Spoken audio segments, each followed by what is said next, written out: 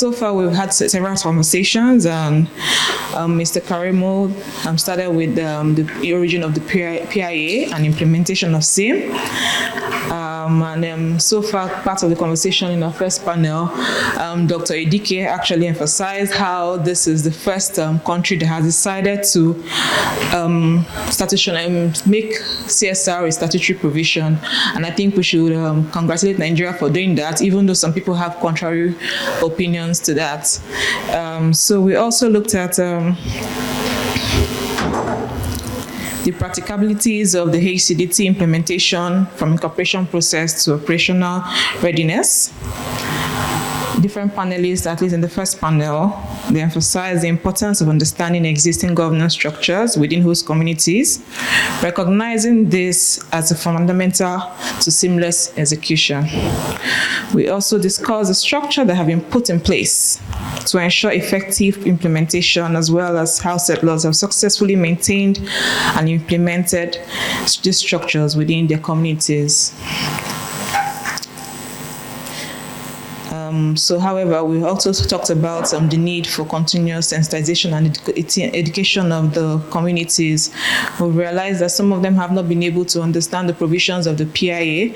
I think that's also what brought us to the conversation of having CSR and different communities actually requesting for CSR differently, because they haven't been able to understand the provisions of the PIA.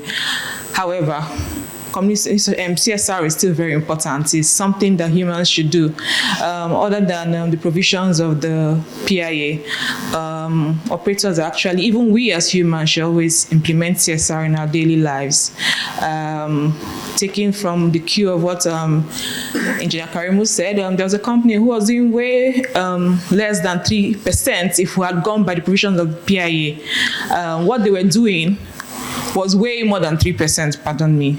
But they decided to say, okay, see, we can't do less than what we've been doing, because at this point, they are not obligated to. They could have actually decided to say, oh, we will stick to 3%. But they realized that that's not good. So according to their human feelings, they decided that we have to go ahead, implement these particular things, do extra than the 3% that is our operating cost, and do more for the communities. And I think that should be a welcome